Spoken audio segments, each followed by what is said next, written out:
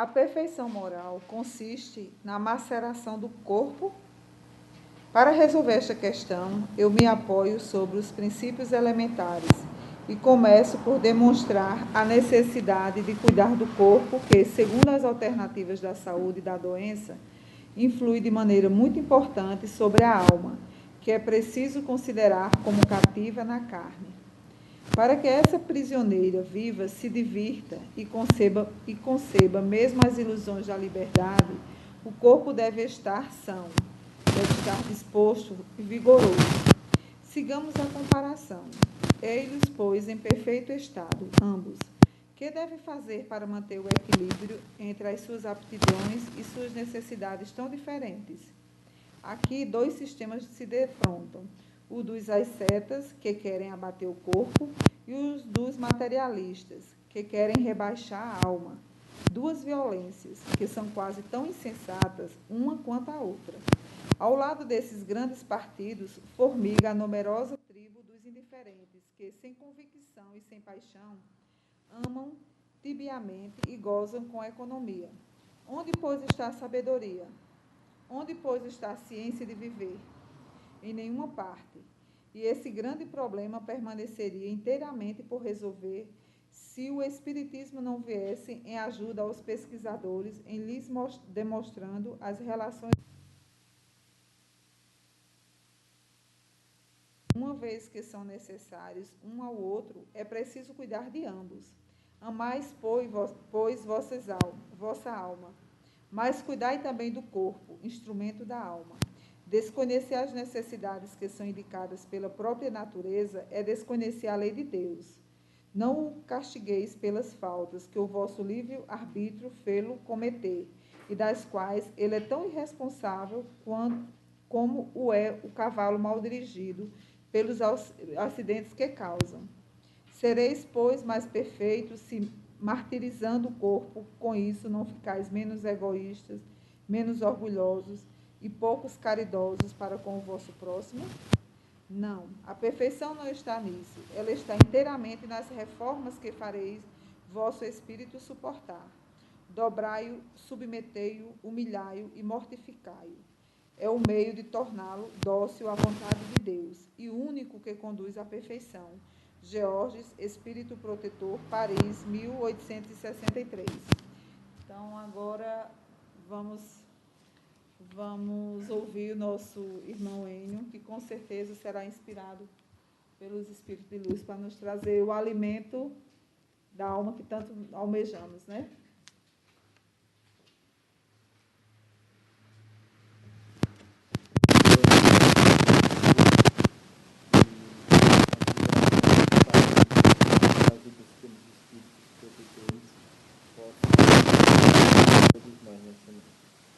Então, nós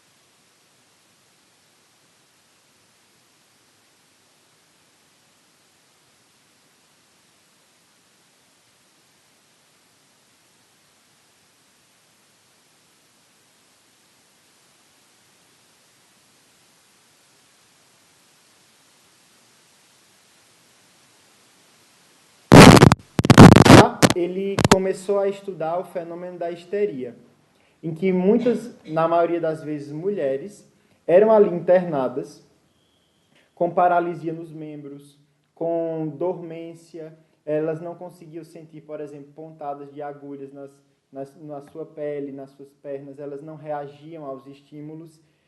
Só que quando eles iam procurar os correspondentes no corpo, se tinha alguma lesão cerebral, alguma questão muscular, na verdade não havia nada.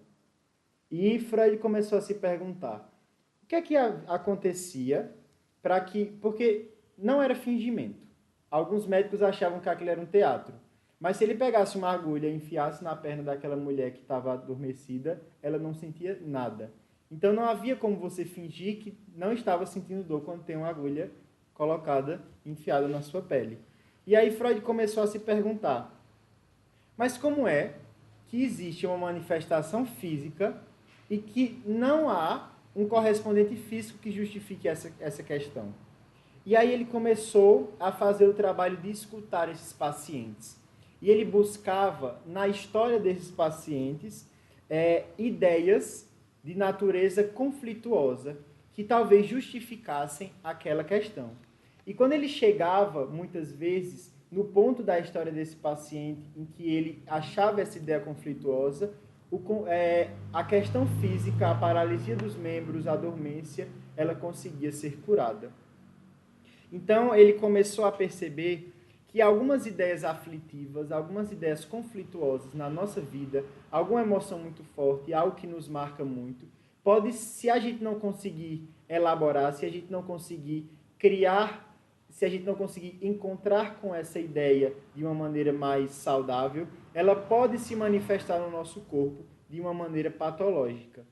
Então, essa ideia, Freud dizia que era cheia de afeto, de emoção, e esse afeto ele gerava uma descarga no nosso corpo que podia gerar essas condições. Então, os sintomas que são expressos no nosso corpo, eles nem sempre são de origem biológica.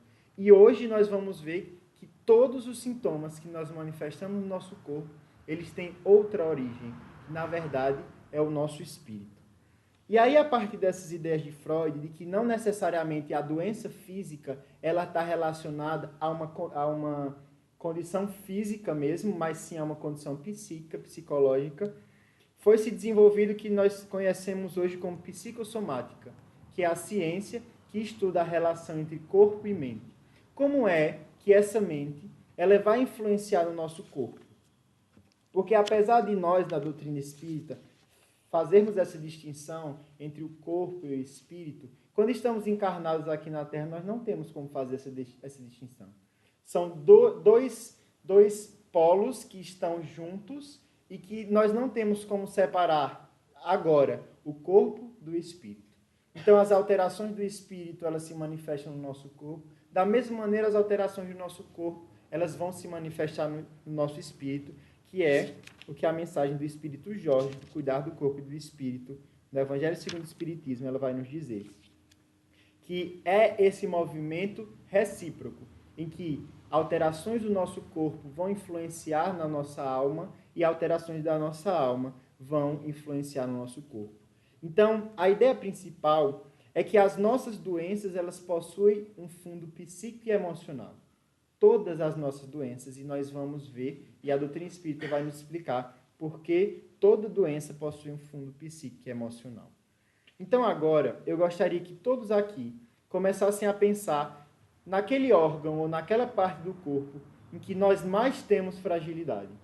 Porque todos nós sabemos que tem um ponto no nosso corpo que é mais frágil, que adoece mais fácil. Então, para uns é o pulmão, para outros é o coração, para outros é a pele. Então, esse órgão, ele vai falar sobre algo que está acontecendo no nosso espírito, algo que está acontecendo no nosso psiquismo. Então, vamos pensar nesse órgão e eu vou precisar aqui desse pensamento até o final da nossa palestra. Então, o primeiro questionamento que nós vamos fazer, depois de pensar nesse órgão mais sensível, que adoece mais fácil, que é mais frágil no nosso corpo, vamos nos começar a perguntar o que a limitação nesse órgão diz sobre como está o meu psicológico. O que é que ele diz sobre o meu modo de encarar as coisas da vida? Porque se nós não temos como separar corpo de espírito, então todas as manifestações do espírito, elas aparecem no nosso corpo. E o nosso corpo é um reflexo de todas as manifestações do nosso espírito. Então, é a partir desse momento em que nós vamos buscar num padre, Jean-Yves Lilou, que ele é formado também em psicologia, e ele vai trazer a questão dos exageros no corpo que causam doenças no corpo e que são frutos do nosso psicológico. A primeira coisa que ele vai falar é a gastrimagia, que para ele são todas as formas de patologia oral, como a gula. Então, muitas vezes, algumas pessoas que têm essas formas de patologia oral, em momentos de angústia, em momentos de ansiedade, elas buscam na comida uma maneira de lidar com esse problema. Algumas, por exemplo, elas ingerem uma grande quantidade de alimento ou de líquido, no caso da bulimia, e outras elas deixam totalmente de comer em face das angústias e ansiedades, que é o caso da anorexia. Então, são manifestações que acontecem no nosso corpo, mas que elas têm um fundo psicológico. Mas que fundo psicológico é esse? Porque as pessoas que buscam na alimentação, que buscam nessa ingestão de grande quantidade de alimento para lidar com suas ansiedades e com as suas angústias, elas refletem um modo de funcionamento psíquico que a partir do momento que eu consumo algo, esse consumo desse mundo material vai fazer com que eu resolva os meus problemas. Então, isso nos remete a quando nós éramos bebês, em que nós estávamos com fome, aquilo nos causava um desconforto, nós chorávamos, e o que fazia com que o nosso desconforto fosse sanado era o quê? O peito da mãe. Então, às vezes, nós trazemos essas lembranças desde a época que nós éramos bebês, e aí nós vamos buscar na comida, no alimento, uma estratégia de lidar com as nossas ansiedades e com as nossas angústias. E existem outras formas que se expressam no corpo e que são manifestações psicológicas. Por exemplo, pessoas que têm aquele grande hábito que a gente fala de engolir sapos, né? Então, eu engulo muitos sapos e muitas vezes as pessoas que engolem os sapos, elas desenvolvem problemas no esôfago, irritações no esôfago, irritações na boca do estômago ou no próprio estômago. Então, foi uma ideia, foi uma reclamação que recebeu do outro que não conseguiu digerir muito bem e aquilo se manifesta no nosso corpo. E nós sabemos que isso acontece, né? E quando se vai no médico procurar a causa dessa esofagite, dessa gastrite, não se encontra nada que justifique isso. E onde é que está? Está no nosso espírito, está na nossa cabeça.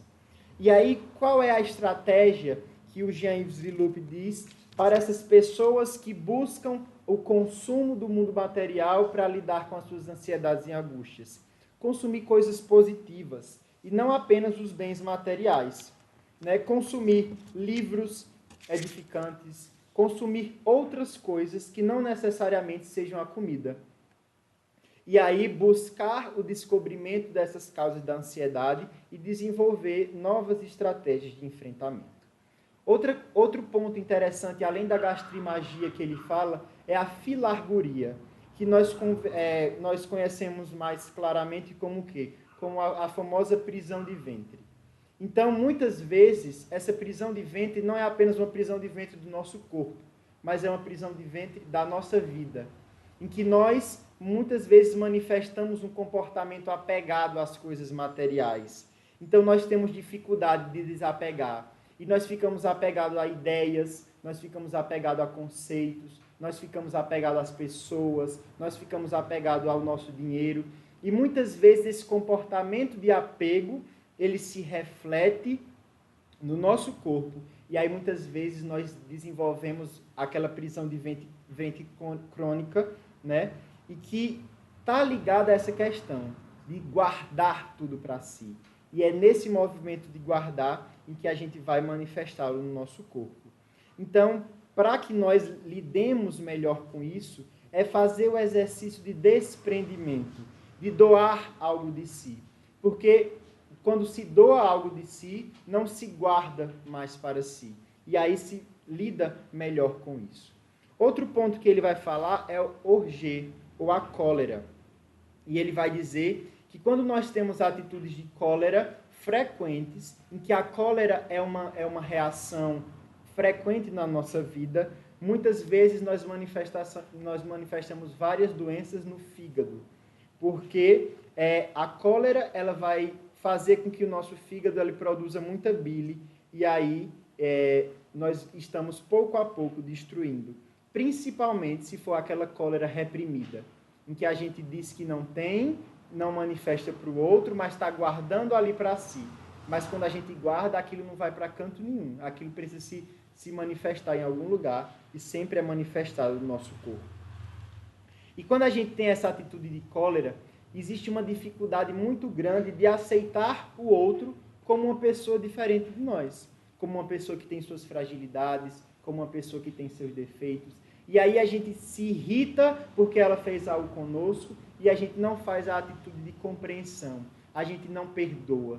Então, o remédio para a cólera e, consequentemente, o remédio para o nosso fígado é o perdão, né? E essa tentativa de aprender a respirar, a ter a paciência, a fazer aquele movimento de trazer o ar para dentro e colocar o ar para fora, que a gente acha que é só para os nossos pulmões, mas é a partir desse momento em que a gente está treinando a nossa paciência. Então, muitas vezes as pessoas elas manifestam nos pulmões a asma, no caso. Então, o que é que aquela pessoa está com dificuldade de absorver na vida? Porque quando a gente está com asma, a gente está puxando o ar, mas a gente não consegue absorver aquele ar para dentro. Então, a gente puxa, mas não absorve. O que é que a gente está com dificuldade de absorver na vida? Então, tudo o que acontece no nosso corpo é um reflexo do que acontece no nosso espírito. Então, as doenças como câncer, como o reumatismo, como a asma, inclusive as infecções, todas têm as suas raízes nas emoções, nos pensamentos. Porque Joana de Ângeles, no livro Plenitude, ela vai dizer que a irritação, a ansiedade, o inconformismo, o ciúme, a rebeldia devem ser rejeitados sempre que se insinuem nas paisagens mentais, por serem portadores de raios destruidores que atingem os fulcros celulares e os desarranjam, alterando-lhe o ritmo ou a multiplicação. Ou seja, esses pensamentos de irritação, de ansiedade, de inconformismo, de ciúme, de rebeldia, eles desarranjam, eles bagunçam toda a nossa organização celular. Então, a gente só tem uma infecção porque nós estamos desorganizados mentalmente. Porque se estivéssemos 100% organizados, o nosso corpo funcionaria perfeitamente e ele tem os mecanismos e os recursos para enfrentar aquela infecção sem necessariamente nós adoecermos. Então, olha que interessante que Joana nos diz.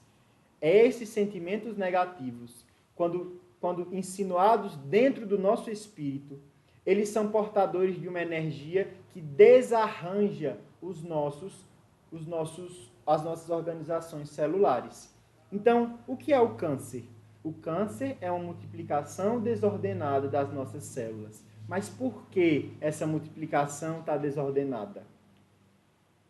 Porque existe aí um psiquismo, uma alma, um espírito, que ainda tem coisas não resolvidas dentro dele e que manifesta no seu corpo essas coisas não resolvidas. Então, tudo que acontece no nosso corpo é fruto do nosso psiquismo.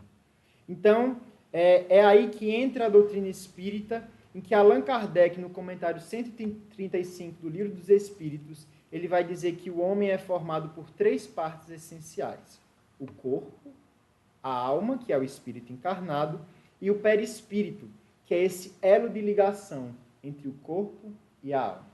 Então, o corpo e a alma estão intimamente ligados. E aí, Joana de Ângeles, em outro livro, no Homem Integral, ela vai dizer que a doença é um efeito de distúrbios profundos no campo da energia pensante ou do espírito. Então, nós muitas vezes queremos atribuir a causa das nossas doenças ao que está fora. Sempre é o que está fora que causa as nossas doenças. Quando, na verdade, o verdadeiro causador das nossas doenças somos nós mesmos. São as nossas emoções que precisam ser trabalhadas. São os nossos pensamentos que ainda estão desajustados. E aí é esse movimento muito interessante que a doutrina espírita também nos convida a fazer, de refletir sobre a nossa própria existência. como eu estou pensando, o que eu estou sentindo, como eu estou agindo perante as coisas da vida. Porque tudo isso é um reflexo de quem nós somos por dentro. Então, olha o que ela vai dizer. Que nesse mesmo livro, O Homem Integral, Joana de Ângeles vai dizer que as nossas resistências ou as nossas carências e fragilidades orgânicas, eles resultam dos processos de organização molecular. Mas esses processos, eles vêm de onde? Quem organiza o corpo? É o espírito. O espírito é o grande organizador desse corpo.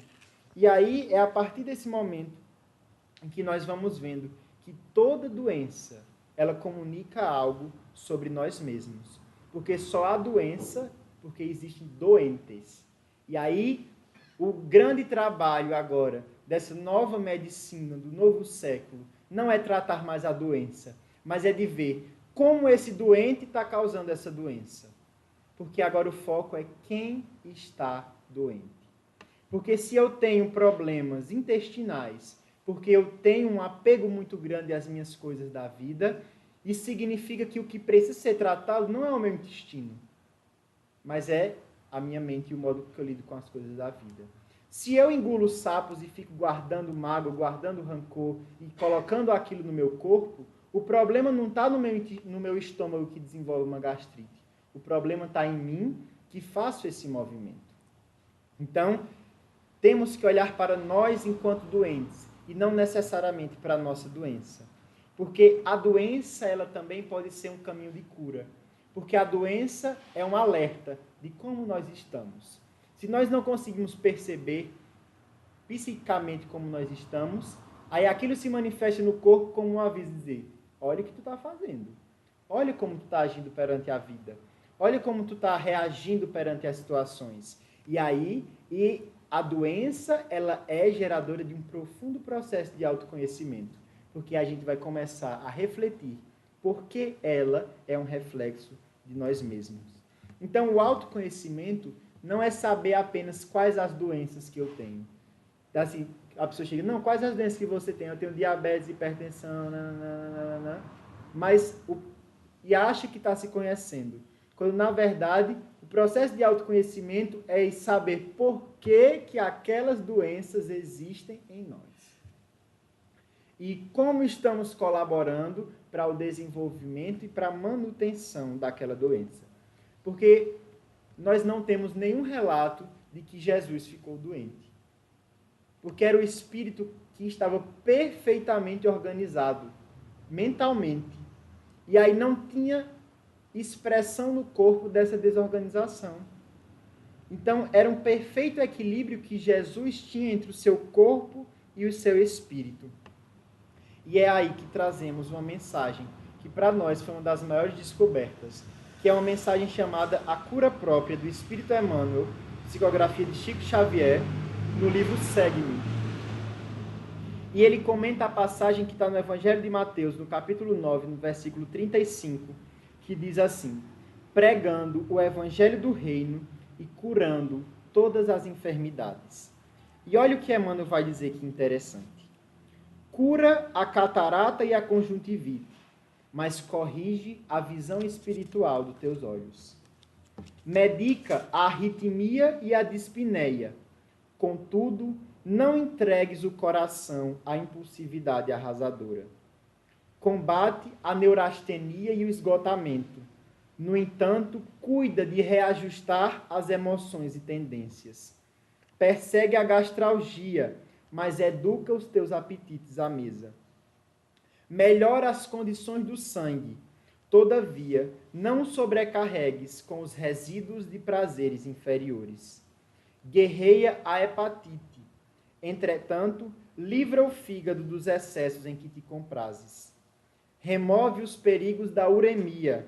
Contudo, não sufoque os rins com venenos de taças brilhantes. Desloca o reumatismo dos teus membros, reparando, porém, o que fazes com teus pés, braços e mãos. Sana os desacertos cerebrais que te ameaçam. Todavia, aprende a guardar na mente, no idealismo superior e nos atos nobres. E olha o que ele vai dizer que interessante. consagra-te à própria cura, mas não esqueças da pregação do reino divino aos teus órgãos. Eles são vivos e educáveis. Sem que o teu pensamento se purifique e sem que a tua vontade comande o barco do organismo para o bem, a intervenção dos remédios humanos não passará de medida em trânsito para a inutilidade. O que é que ele quer dizer com isso?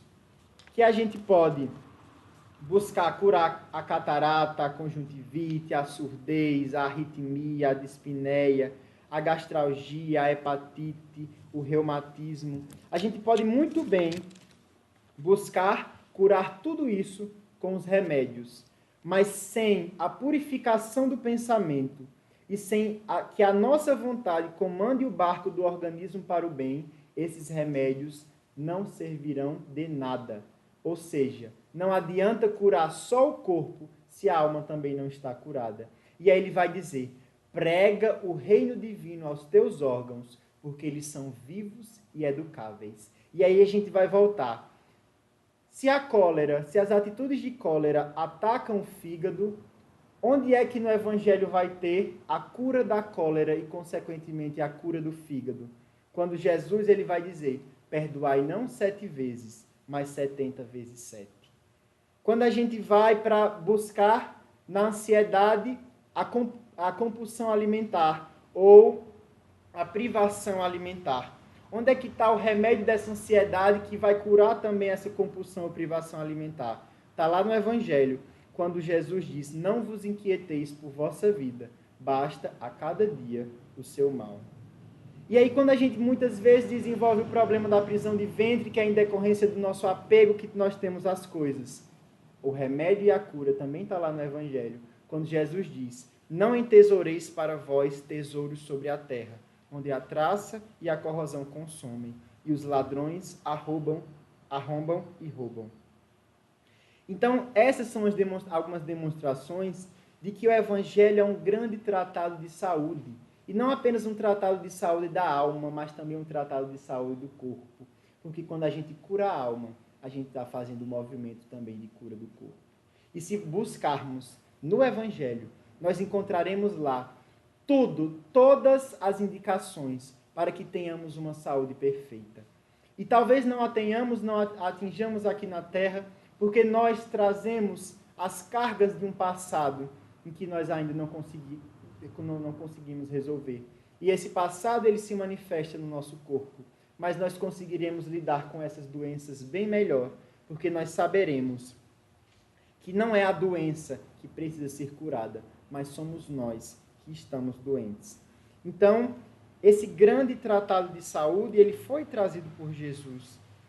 E Jesus trazendo esse tratado de saúde, e a doutrina espírita vindo reforçar esse tratado de saúde, é que aí nós voltamos para a mensagem cuidar do corpo e do espírito, em que a gente vai ver que nós não podemos negligenciar o corpo nem a alma no nosso processo de evolução. Porque às vezes nós ficamos nesse movimento de querer uma espiritualização forçada, e aí nós esquecemos que nós somos seres que estamos reencarnados e nós temos um corpo para cuidar. E a gente diz, não, mas se eu sou um espírito imortal, para que serve o meu corpo? Para nada. Então eu não vou cuidar dele, eu não vou ao médico, eu não vou ter uma boa alimentação, porque ele não serve para nada. Mas, ao mesmo tempo, existem aqueles que só olham para o corpo e aí buscam aqueles grandes tratamentos de beleza, não querem envelhecer, não querem se deteriorar, mas aí esquecem do principal, que é cuidar também da sua própria alma. Então o movimento não é nem de olhar só para o corpo, nem de olhar só para a alma, é de olhar para os dois. Porque o Espírito Jorge, ele vai dizer, na primeira frase, é uma pergunta que ele vai fazer da seguinte maneira, a perfeição moral consiste na maceração do corpo? Porque muitas vezes as grandes religiões, por exemplo, a questão do catolicismo, em que os padres precisavam se chicotear, usar aqueles cintos que furavam o seu corpo, como uma maneira de purificar a sua alma, na verdade o Espírito Jorge vai dizer que isso não é o grande objetivo. não é macerando, não é destruindo o corpo que a gente vai conseguir a purificação da alma. Mas é justamente olhando para essa alma e destruindo tudo o que ela tem, que não é positivo, que a gente vai conseguir cuidar desse corpo. E ele vai dizer aqui que, do mesmo jeito que o estado da alma influencia no nosso corpo, o estado do corpo influencia na nossa alma. Porque quando nós estamos doentes, nós ficamos mais para baixo, mais tristes, sem alegria, sem sentir o prazer das coisas da vida. Então, quando a gente está doente do corpo, a gente também está doente da alma, e quando a gente está doente da alma, a gente também está doente do corpo. Então, a alma não é essa prisioneira. O corpo é esse nosso grande templo. Esse grande templo em que Deus nos deu a oportunidade de habitá-lo temporariamente. E aí a gente não pode negligenciá-lo. A gente não pode esquecer que ele existe. Porque se ele é um templo, ele significa que ele é um lugar de adoração também a Deus. Né? E é interessante que nós vamos voltar a Lilup, esse padre, em que ele vai dizer uma coisa muito, muito interessante, em que Cristo se torna o objeto de cada sentido da alma. Ele vai dizer, e aí nós vamos trazer aqui as frases que ele fala, que o nosso corpo foi feito também para vivenciar a Deus e para vivenciar a Cristo. Porque ele vai dizer assim, que Cristo se chama a verdadeira luz para iluminar os olhos da alma. Chama-se o Verbo para ser ouvido e pão para ser saboreado. Assim também ele é chamado de óleo da unção, para que a alma se deleite no aroma. Ele se tornou o Verbo feito carne, palpável e apreensível, para que o ser humano inferior possa apreender o verbo da vida. Então, olha que interessante. Jesus se proclama a verdadeira luz, mas a gente só vai perceber a luz se nós tivermos o quê? Os nossos olhos. Jesus é chamado também de verbo, o verbo da vida. Mas a gente só vai escutar o verbo se a gente tiver o quê? Os nossos ouvidos. Da mesma maneira, se ele é chamado o pão, a gente só vai conseguir saborear se a gente tiver o quê? O nosso paladar. Da mesma maneira, ele é chamado do óleo da unção, daquele óleo que é carregado de cheiro. Mas a gente só vai conseguir experimentar aquele aroma se nós tivermos o quê? O olfato. Então, o nosso corpo é esse grande templo que foi feito para perceber também a Deus e a Jesus.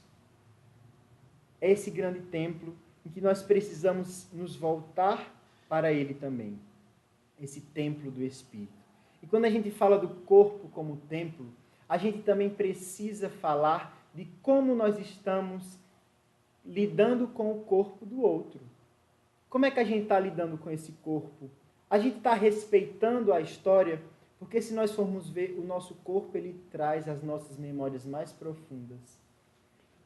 Nós trazemos no nosso corpo, às vezes, a rejeição que nós tivemos dos nossos pais lá desde o momento que nós nascemos. E aí, nós carregamos isso para o resto da nossa vida. O nosso corpo, ele é uma grande memória que traz as nossas alegrias e traz as nossas felicidades. Então, como é que a gente está? Como é que a gente chega para lidar com esse corpo no outro? A gente invade, a gente é invasivo, a gente é desrespeitoso, ou a gente chega com afeto, com carinho? Como é que a gente vai dar um abraço nas outras pessoas? Como é que a gente vai fazer um carinho nas outras pessoas? Porque a gente precisa, reconhecendo o corpo enquanto esse templo, de saber que quando nós estamos nos relacionando com as outras pessoas, nós estamos também adentrando o templo do outro. E para nós sabermos o quanto isso marca, é só perguntar a uma pessoa que sofreu um assédio sexual o quanto aquela marca no seu corpo reflete a maneira com que ela lida com a vida. E o quanto ela tem dificuldade que alguém chegue até ela e lhe dê um abraço, e lhe faça um carinho, e lhe dê um toque. Então, é o corpo que foi machucado, que foi ferido e que carrega essa cicatriz. E todos nós temos as nossas cicatrizes no nosso corpo. Cicatrizes que vêm da alma e que se manifestam. E se todos nós temos essas cicatrizes, nós precisamos chegar no espaço das outras pessoas sempre com esse carinho, sempre com essa delicadeza. E no livro Plenitude, Joana de Ângeles, ela vai nos indicar o processo de autocura. Porque se as doenças elas têm a sua origem em nós mesmos, só nós temos o verdadeiro poder de curá-las. O médico ele pode ajudar. A casa espírita ela pode nos ajudar. Mas só nós teremos esse grande poder. É aquela questão. Nós podemos buscar todos os meios de fora para curar as nossas doenças, mas que nós podemos tomar 50 mil passes. Aqui na Casa Espírita, nós podemos ir para o melhor médico do mundo, mas que os remédios que ele passar, que o passe que a gente tomar, só vai ter verdadeira eficácia se nós mudarmos a maneira com que nós agimos perante a vida. E ela vai dar 3 passos para esse processo de autocura. Primeiro, observe o seu pensamento. Esse pensamento, ele está irradiando coisas positivas ou coisas negativas? Porque se a gente viu que o pensamento desorganiza ou organiza as nossas organizações celulares, ele é a base para a cura das nossas doenças. Então, o que é que nós estamos pensando? Nós estamos constantemente com pensamentos pessimistas, de ódio, de inveja, de rancor, de ciúme, e aquilo fica vindo constantemente na nossa cabeça. Precisamos curar esses pensamentos, porque curando esses pensamentos, trazendo essas energias positivas para o nosso corpo, é que nós vamos curar também as nossas doenças. Segundo passo, além da observação do nosso pensamento, manter sintonia com a fonte de poder. Construir uma relação com Deus. Porque quando a gente constrói essa relação com Deus, o nosso pensamento ele entra em um novo padrão vibratório. Em que aquele padrão vibratório negativo, do pessimismo, do rancor, da inveja, da ira, ele vai ser trocado por um padrão vibratório positivo, de amor, de fraternidade, e aí o nosso corpo também vai sentir. E terceiro ponto, se a gente não pode só cuidar da nossa alma e a gente tem que cuidar do nosso corpo, Joana de Ângeles vai nos dizer, cuidar do descanso, da dieta, da higiene, mantendo ordem nas atividades. Então, são coisas fundamentais. Não é porque nós cuidamos da alma que nós vamos deixar de tomar banho, de escovar os nossos dentes, de ter uma alimentação saudável. Então, são esses 3 grandes pontos. De observar o nosso pensamento, de manter sintonia com Deus, com a espiritualidade superior, e de cuidar de todo o cuidado do nosso corpo. Não é porque a doença está na alma que nós vamos deixar de ir para o médico, porque o médico também ele tem esse papel de ajudar-nos a recuperar a nossa saúde, mas que nós temos responsabilidade também nesse processo. E aí, além desses 3 passos, ela vai nos dizer outros 3. O primeiro é desejar-se a saúde com fervor. Ou seja, você está a todo momento desejando a saúde ao seu corpo, porque muitas vezes nós não achamos merecedores daquela saúde. E por não acharmos-nos merecedores dessa saúde, nós continuamos nesse processo de doença. Então, é desejar-se saúde. Achar que você pode sim ser curado, ter uma vida tranquila, ter uma vida em paz com o seu corpo. O outro passo que Joana de Ângeles nos fala, concentrar-se na saúde. Concentrar-se na saúde, como ela pode ser válida para nós e o que é que a gente pode fazer quando nós estivermos saudáveis. Porque não adianta a gente estar com um corpo saudável e esse corpo estar parado, sem realizar nenhuma atividade em prol do outro e em prol de si mesmo. Então, é utilizar esse corpo, que é o templo, também para a realização de recursos edificantes. Se o corpo tem energia, se o corpo tem vitalidade, então fazer uma atividade de caridade e visitar alguém que está precisando. São essas coisas que precisam ser utilizadas também para restaurar essa saúde. E por fim, ela diz que o que devemos fazer é visualizar a saúde. Porque visualizando a saúde, nós vamos afetar o nosso perispírito, nós vamos afetar o nosso espírito e assim afetaremos o nosso corpo. Então agora eu gostaria que retomássemos na nossa cabeça aquele órgão, aquela parte do corpo que nós temos que é frágil, que é ferida, que nós temos dificuldade de lidar com ela. E agora eu gostaria que todos nós fechássemos os nossos olhos e vamos nos concentrar nessa parte do corpo. Cada um terá a sua parte, porque cada um sabe onde o sapato aperta, cada um sabe onde está mais frágil, onde se tem mais infecções, onde se tem mais dor, onde se tem mais dificuldade de trabalho desse órgão, e todos nós vamos mentalizar, vamos colocar na nossa cabeça esse órgão que está frágil. E se ele está frágil, isso não significa que ele deva ser colocado de lado. Nós vamos precisar acolhê-lo como uma grande criança que está ferida, que está chorando e que está precisando de receber amor, de receber carinho. Então estamos todos nós de olhos fechados, pensando nesse órgão, pensando nessa parte do corpo que está precisando dessas vibrações de saúde. E nós vamos mentalmente dizer a esse órgão: eu te desejo saúde. E vamos ficar nesse movimento de alimentá-lo com essas energias positivas. Porque se aprendemos que o nosso espírito é o grande comandante do nosso corpo, nós, ao desejarmos saúde para esse órgão, nós podemos curá-lo e nós podemos fortalecê-lo. Então vamos, nesse momento, desejar saúde para esse órgão. Desejar saúde e desejar saúde. Porque assim é que nós conseguiremos a verdadeira cura. E de olhando para ele perguntar por que ele está doente.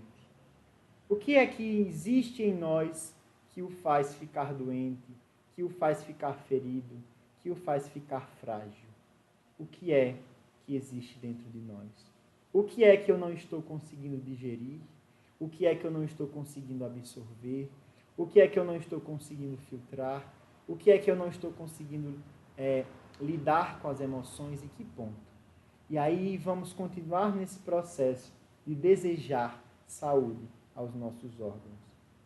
E aí podemos ir abrindo os nossos olhos e sabendo que nós somos os nossos verdadeiros médicos, nós poderemos fazer todos os dias esse grande exercício de desejar saúde a nós mesmos, de desejar saúde aos nossos órgãos e de fazer esse movimento de gratidão pelo nosso corpo, de acordar todos os dias e dizer: Senhor, obrigado, porque Tu me deste essa oportunidade de estar aqui na Terra mais uma vez. E que por mais que meu corpo carregue marcas negativas, mas ele também carrega tantas outras marcas positivas e de vivências de felicidade. E por isso eu Te agradeço, porque é a partir desse corpo que eu posso louvar a Ti, que eu posso me conectar com a espiritualidade. É a partir desse corpo que eu posso ter uma vivência feliz com as outras pessoas, a partir do momento em que eu me relaciono com elas, em que eu abraço, em que eu vivo esses momentos. Então, Senhor, que Tu possas derramar as Tuas energias de saúde. E nós agradecemos também pelo Teu Evangelho, que é esse grande tratado, que nos ensina que é preciso curarmos a alma para curar o nosso corpo. E nesse grande movimento de gratidão pelo nosso corpo é que nós encerramos as nossas reflexões dessa noite. Sempre nos lembrando de que nunca poderemos negligenciar o nosso corpo nem o nosso espírito. E é por isso que estamos aqui. Na busca de desejar saúde e na busca de se reconhecer merecedor também dessa saúde. Porque o nosso grande objetivo na nossa evolução enquanto espíritos é chegar à felicidade. E a doença, ela não é nenhum castigo de Deus, mas ela é apenas um instrumento desse caminho para a felicidade. Ela é o grande caminho para que nós nos realinhemos enquanto espíritos que saíram do rumo que é o de chegar a Deus. Então, desejamos muita paz e muita saúde a todos nós.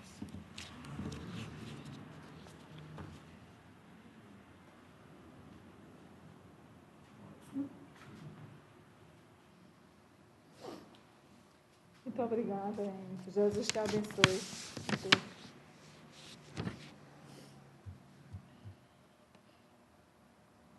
Na próxima segunda-feira, será retomado o estudo do Livro dos Espíritos, né? Que já por 3 semanas, por motivos de saúde e motivo particular do nosso facilitador, que é Jimmy, não aconteceu. Mas, mesmo assim, estávamos aqui fazendo estudo do Evangelho.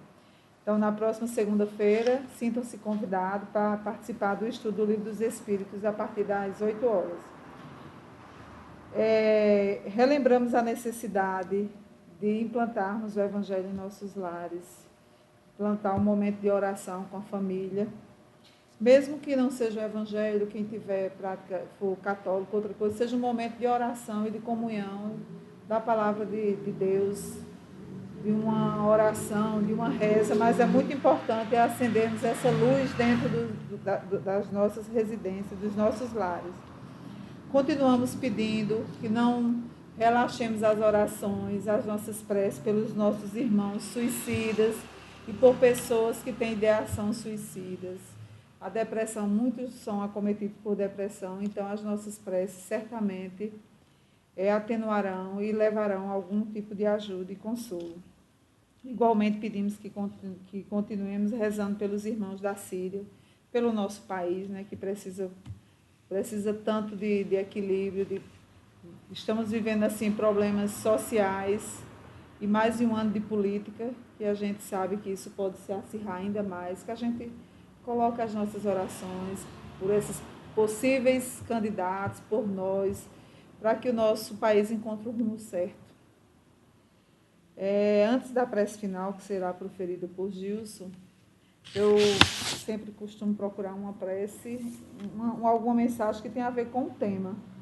E hoje eu trouxe aqui uma prece, uma psicografia de Chico Xavier pelo Espírito Meimei, que é o pão nosso de cada dia dá-nos hoje, que diz mais ou menos assim, diz assim: o pão nosso de cada dia não é somente o almoço e o jantar, o café e a merenda. É também a ideia e o sentimento, a palavra e a ação. Para que reine a saúde com alegria em torno de nós, precisamos de nossas refeições, mas necessitamos também de paz e esperança, de fé e valor moral. Com os nossos modos de agir, operamos sobre os outros. Conversando, distribuímos nossos pensamentos. Nossos atos influenciam os que nos cercam, segundo as nossas intenções. Por isso, também os outros nos alimentam com as suas atitudes. Se estimamos as conversações deprimentes, se buscamos a leitura de natureza inferior, depressa nos vemos alterados e perturbados, sem disso nos apercebermos. As nossas companhias falam claramente de nós. Nossas leituras revelam nosso íntimo. Procuremos, desse modo, o pão espiritual, que nos garanta a harmonia interior, que conserve o nosso caráter firme sobre os alicerces do bem, que nos guarde contra a maldade e que nos ajude a ser exemplos de compreensão e fraternidade. Em Jesus temos o pão que desceu do céu.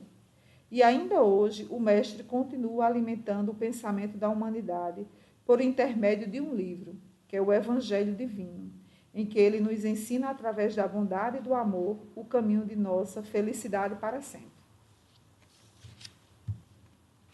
Gilson agora fará a prece final, enquanto isso a água será fluidificada, as luzes serão atenuadas para a gente poder se concentrar melhor, e quem desejar pode ficar para o passe individual.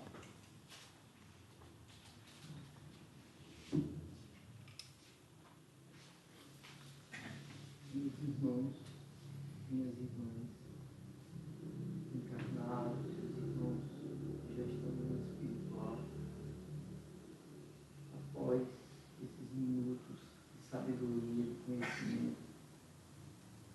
nosso irmão trouxe para nós. Nós só temos uma palavra: agradecer a Deus, agradecer ao nosso Mestre Jesus e aos nossos anjos guardiães, aos bons espíritos que acabam esperando, aos bons espíritos que vivem trabalhando pelo progresso dessa humanidade. Cada aula que nós assistimos é motivo de reflexão e meditação. Por isso nós temos esse pão maravilhoso que é o conhecimento, principalmente o conhecimento espiritual. Então a gente agradece a todos que deixaram ir aqui em nossa terra para que possamos nos alimentar desses livros, dessas leituras edificantes. Então nós só temos a agradecer. O que temos a pedir agora nesse momento é que possamos unir num só pensamento de amor, de união, levarmos mentalmente a esses espíritos, irmãos nossos, que estão em sofrimento, que estão ainda pensando em violência, pensando nos vícios. Para esses irmãos nós elevamos sempre o pensamento de amor, de vibrações positivas, pelos doentes, enfim, por toda a humanidade, que nós possamos, juntos com os bons espíritos que trabalham pelo progresso dessa nação, fazermos a nossa mentalização saudável em nome de Jesus. Que assim